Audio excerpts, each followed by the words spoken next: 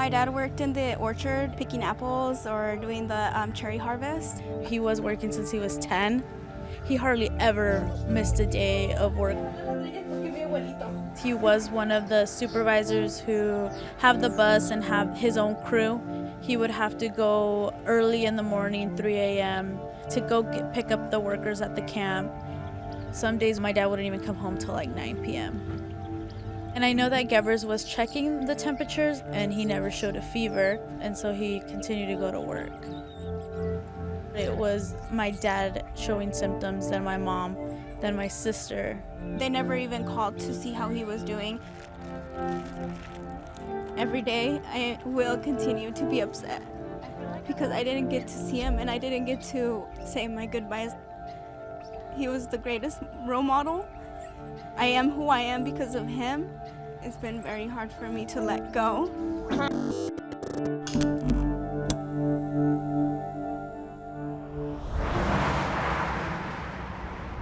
Here in Central Washington, the Latinx population is roughly over 50% because of the agricultural work.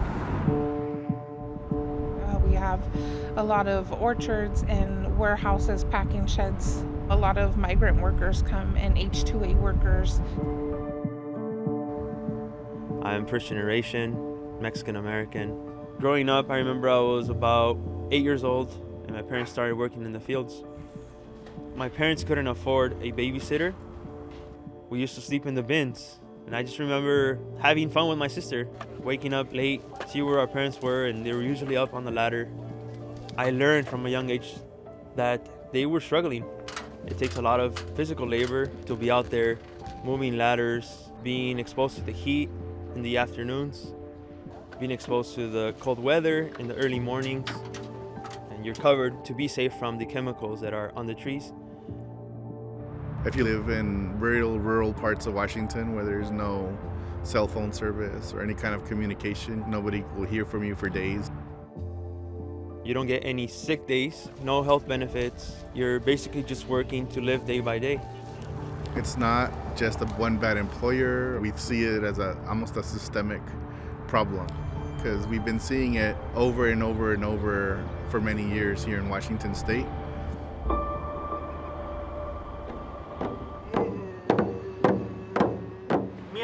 Come from immigrant families who escaped a really hard life in Mexico. We're here to contribute to society for a better life.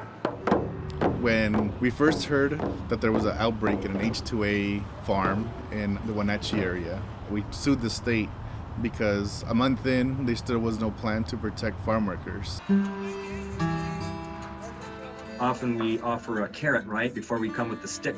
And so the State Department of Health and the Governor's Office offered carrots to the growers and to the people who run these processing warehouses.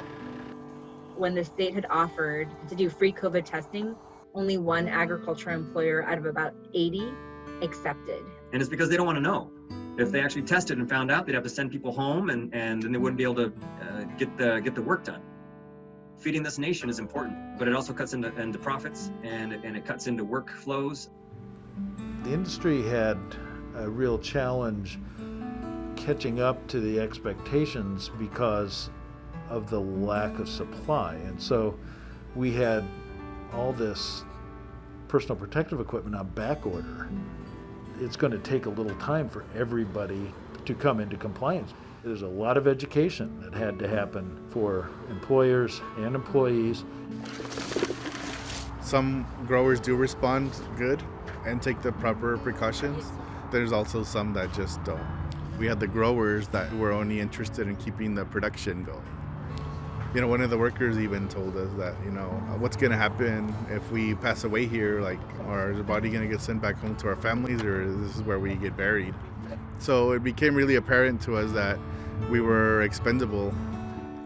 Viva los campesinos! A big shout out to all our young folks here today. You are the future. You gotta continue fighting, utilize your voice, and fight for what you believe in. Today I come here to fight for what is right for our farmers, not just here in Washington, but in all over the nation. We cannot allow companies like Gebers to put farm workers' lives in danger over profit. I will fight for farm workers because no one deserves the pain that COVID-19 has given us. I doubt that many people are informed of the struggles of farm workers and what happens on this side of the mountains. You don't really need a pandemic to really find the extreme conditions that farm workers experience on a day-to-day basis. When you have a history of exploitation, on top of that you have a pandemic, you're just adding more to the fire. You go and take a look at who's in the back cooking the food, who's doing the cleaning, who's doing the harvest of the food, transporting the food. If it weren't for Latinos, this country would not run. We are critical to the infrastructure. We're critical to the economy, but we're also critical to the sabor. That's the Spanish word for the flavor of this country. We matter. We're important. And we need the resources in order to take care of our communities.